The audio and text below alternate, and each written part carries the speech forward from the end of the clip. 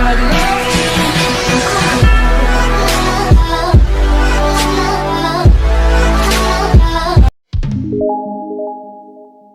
day, grade 9 students. Welcome to our Math 9 class.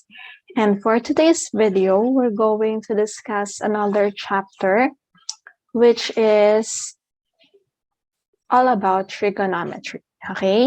So, yung start po ng video na ito, pag-usapan natin kung ano ba yung maaari nating ma-discuss about trigonometry. And then, start tayo ng introduction natin on trigonometric ratios. Okay? So, ang trigonometry po is another branch of mathematics that deals with the relationships between the sides and angles of triangles. Okay? So, to be specific, yung term na trigonometry po, kapag narinig nyo siya, ang kadalasan po na napapag-usapan natin dito ay angles and sides ng ating mga triangles. Okay? It deals with the properties and applications of the trigonometric functions of angles. So later on, magkakaroon tayo kung ano yung magkakaroon tayo ng idea kung ano ba yung ibig sabihin ng trigonometric functions, and then malalaman natin kung ano ba yung mga properties nito at kung paano natin sila may apply in real world. So katulad ng sinabi ko, yung term na trigonometry po, doon malalaman natin na ang kanya pong pinaka-concern is about triangles. Okay? So, kasi po, yung term natin na trigonometry ay nanggaling sa two Greek words. So, ito po ay yung trigonon at saka yung metria. So, trigo, no, ay nanggaling sa trigonon, and then yung metri, galing naman siya sa metria. Okay, so dalawang Greek words po na ang ibig sabihin lang ay triangle at saka po measurements. Okay, so that's why kapag pinag-usapan po natin yung trigonometry, ang atin pong pag-uusapan ay triangles and the measurements. Okay, so let's start with the first topic under ng trigonometry. So ito po yung pinaka-basic na dapat alam natin para po ma-introduce sa atin kung ano ba yung nilalaman ng trigonometry. Okay, so we have what we call trigonometric ratios. Okay, so let's consider a right triangle. So napag-usapan na po natin from our discussion about triangles. Yung isang right triangle po ay meron pong mga tawag sa sides niya. Okay, so yung side po, the longest side or the side opposite your right angle, so this is your right angle. So yung side na opposite sa kanya, that will be the longest side of your right triangle. Ito po ay tinatawag natin na hypotenuse. And then, yung dalawa pong natitirang sides natin ay tinatawag naman po na legs. Okay, so kung marirecall natin, naging specific tayo sa right triangle at saka dun sa mga parts niya nung pinag-usapan po natin yung ating Pythagorean theorem. Okay? So, given a right triangle, we can define the 6 trigonometric ratios using its side length. Okay? So, yung atin po palang trigonometric ratios, ito po ay manggagaling lang, yung definitions niya ay manggagaling lang po doon sa mga sides ng isang right triangle. Okay? So, let's define and know more about the 6 trigonometric ratios. So, ito po ulit yung triangle natin, right triangle to be specific. Tapos po, nag-define ako ng isang angle. So, itong angle A na to, okay, so obviously, this is an angle. Ito po yung angle na yon. Tapos, aside from that angle A, with reference to that, kaya ko pong pangalanan yung ating mga legs as the opposite at saka yung adjacent na sides. Okay? So, hindi po nagbabago kung ito po yung angle natin or the reference angle natin. Ang atin pong hypotenuse is still the longest side or the side opposite your right angle.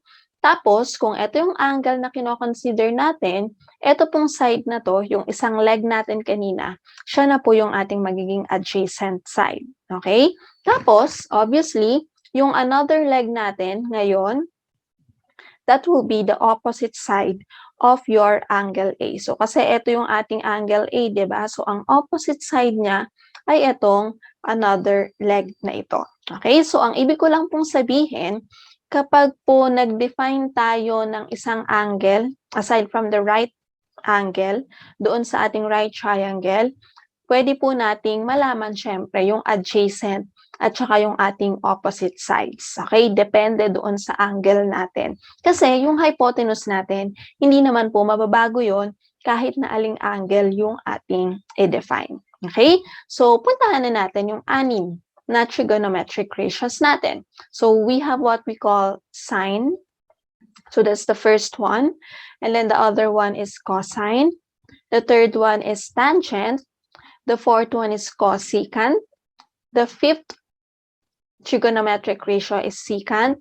And the last one is cotangent. Okay? So, ano ba yung definition natin ng mga trigonometric ratios na ito? Okay?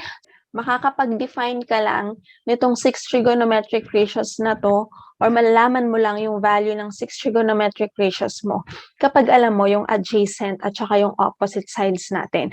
And syempre, malalaman mo yung adjacent at saka yung opposite side kapag alam mo yung angle na kino-consider natin. Okay, so start tayo ng pagde-define natin. So the first one is we have yung ating sine. Okay?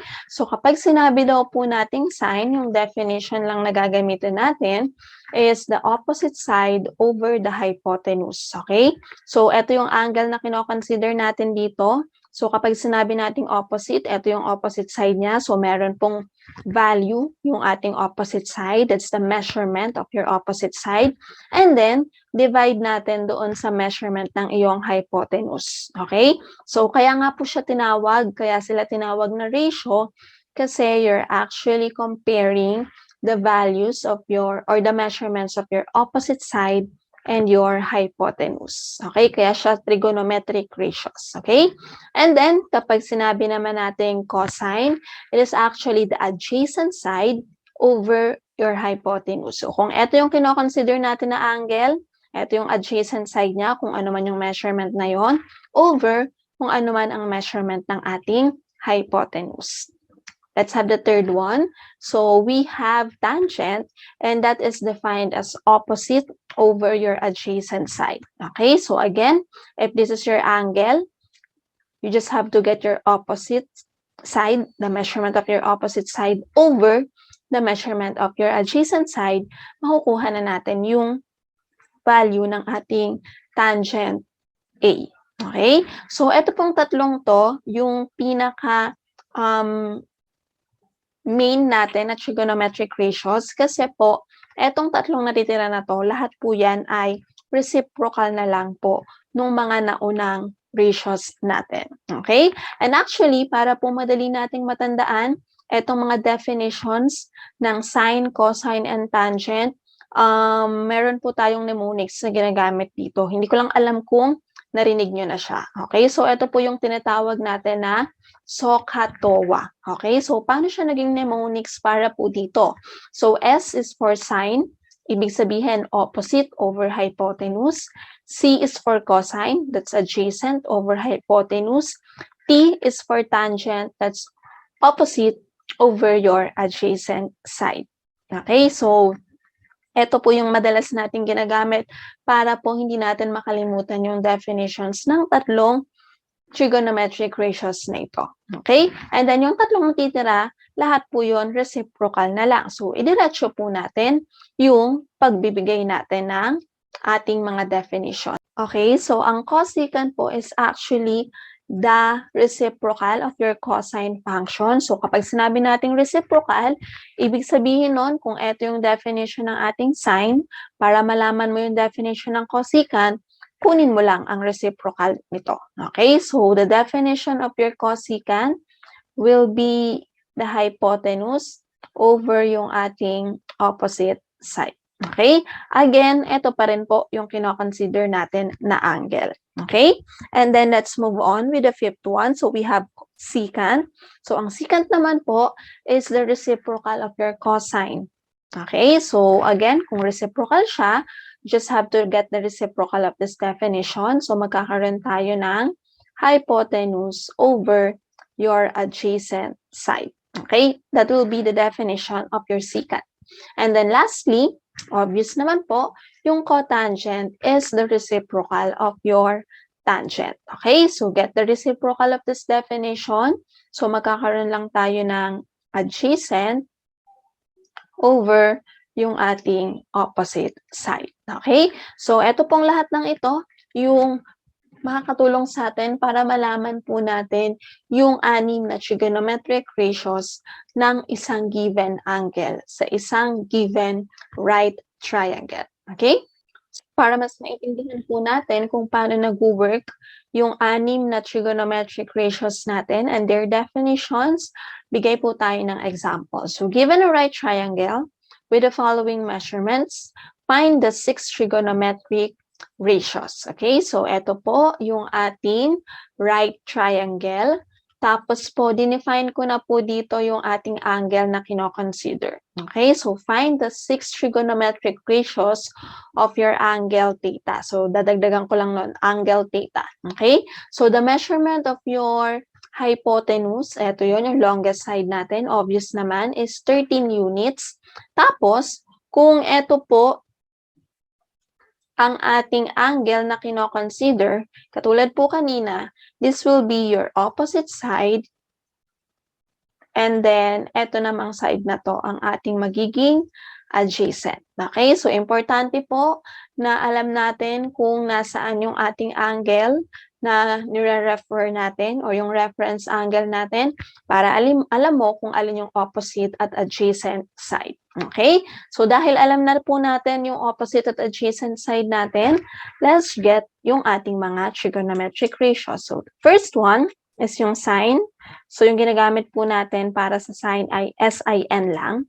So, we have sine theta. So, yung theta na yon, yun yung notation natin for the angle. Ito yung A natin kanina. Okay? So, sine theta, sabi natin ang sine ay defined as opposite over your hypotenuse. So, ang opposite natin is equal to 12 units. And then, yung hypotenuse natin is 13. So, this will be the value of your sine theta. Okay? So, syempre, kung ganito po, madalas po ang sagot natin ay fraction. Pero, yung fraction na yun po, make sure siya po ay naka-lowest term. Okay? And then, let's proceed with cosine. So, ang cosine naman po, we're going to use COS of theta. So, lagi po meron tayong angle na kasama doon sa ating mga trigonometric ratios. So, by definition, ito naman po ay adjacent over your hypotenuse. So, ang adjacent side natin ay ito. So, the measurement is 5 and your hypotenuse is still equal to 13. Okay? So, sana nakakasunod tayo. And then the next one is the tangent theta. So, ang tangent naman, by definition, is opposite over your adjacent side. So, ang opposite side natin is 12. Your adjacent side is equal to 5. So, fraction po, wag na natin gawing mixed number. Basta naka-lowest form po siya, walang problema yon. Okay? And then, proceed tayo dun sa tatlong natitira na mga reciprocals lang naman nitong tatlong ito. So, the reciprocal of sine is cosecant. So, we have C, SC, and then theta. So, that is hypotenuse over opposite. So, reciprocate ko lang din yan kasi hypotenuse is 13, opposite side is 12. Okay? And then, moving on with secant. So, that's SEC of theta. That's, hypotenuse over the adjacent side. So, magkakaroon lang tayo ng 13 over 5. Kasi ito yon. And lastly, yung ating reciprocal ng tangent is cotangent. So, that's COT. Theta ay equal naman sa adjacent over your opposite side. Okay? So, adjacent is 5. Your opposite side is 12. Okay? So, eto na po yung ating 6 na trigonometric ratios para po dito sa right triangle na given. Okay? Any questions or clarifications you may ask sa ating webinar or you can send me a private message. Let's move on with our second example. So again, we're given a right triangle. With the following measurements, we're asked to find the 6 trigonometric ratios of theta. Okay, so this time, eto na yung right triangle natin. Tapos, meron akong measurement ng ating legs na 3 and 4. Tapos, kung mapapansin nyo, eto na yung value ng aking angle theta. Nandito na siya. Okay? So, kung eto po yung angle na i-consider natin, yan, yung angle na yan. So, ibig sabihin nun, ang opposite side natin ay eto na. Diba? So, ito yung angle, opposite niya, etong side na to. So, this will be your opposite. And then, yung adjacent naman sa kanya, obviously, ay etong isang to. And then, hindi naman magbabago, ito pa rin po yung ating hypotenuse. Pero the question, kasi kung mapapansin nyo, wala po tayong nakalagay na measurement ng ating hypotenuse. So, sasabihin nyo, Miss, hindi po namin masosolve yan. Hindi po namin makukuha yung trigonometric ratios kasi walang hypotenuse. Pero di ba napag-aralan na natin sa ating mga nakaraang discussions yung Pythagorean theorem. So, kapag given ka ng right triangle, may measurements ka ng dalawang legs, kaya mong makuha yung ating hypotenuse by using the Pythagorean theorem. Okay? Okay, so using Pythagorean theorem, sabi natin, kapag meron kang right triangle, pangalanan natin yung ating hypotenuse as your C, yung dalawang legs natin, A at saka B, pero okay lang kahit alin yung A and B, pwede magkabaliktad yun. So by Pythagorean, we have the square of your hypotenuse ay equal lang sa square ng sum ng ating dalawang legs. Okay?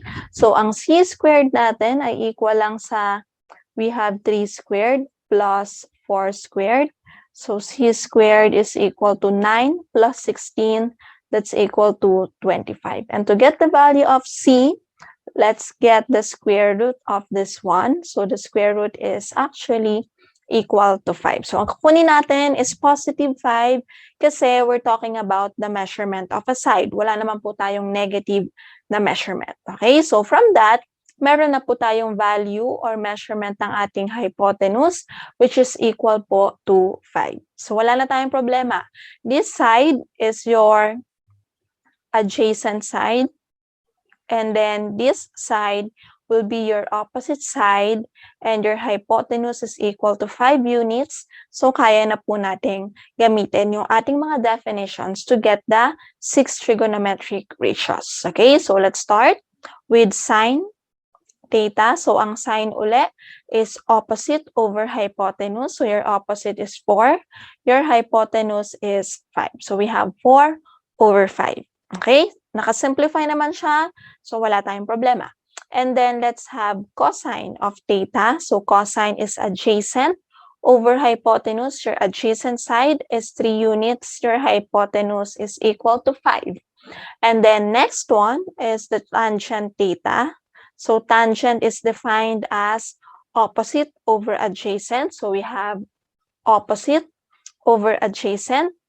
We're going to have 4 over 3.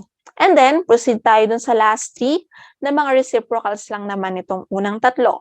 So, the reciprocal of sine is cosecant theta. So, that's 5 over 4. So, pwede kasing tingnan nyo na lang to, get the reciprocal of that. Okay? And then, your secant, the reciprocal of cosine, is equal to 5 over 4. And lastly, the reciprocal of tangent is our cotangent theta. So, we're going to have 3 over 4. Okay? Question po or any other clarifications? Sorry. Secant theta should be 5 over 3. Nagkamali po ako ng tingin. Okay? So, this should be 5 over 3 kasi reciprocal po ng ating cosine. Okay? So, lahat po ng katanungan tungkol po dito ay pwede nating sagutin sa webinar. So, sa webinar po, entertain natin lahat ng questions nyo and magdi-discuss po ako ng kasunod pa about trigonometric ratios. Okay? So, I hope naintindihan nyo po yung nilalaman ng ating pre-recorded video. kasi on Thursday, we're going to have our quiz number 2 about trigonometric ratios. Okay? So, this will be available from 11:30 a.m. pagkatapos po ng ating webinar kasi nga po meron po akong idadagdag pa na other concepts about trigonometric ratios hanggang 12 p.m. po ng May 20, Friday. Ibig sabihin, Friday ng tanghali, yun po ang deadline natin para sa ating quiz number 2. Okay po? So sana po makapag-take kayo lahat lamang po ng tungkol sa trigonometric ratios na na-discuss sa pre-recorded at yung idadagdag ko po sa ating webinar. And that's all for today's video. Thank you so much for listening and watching. Bye-bye!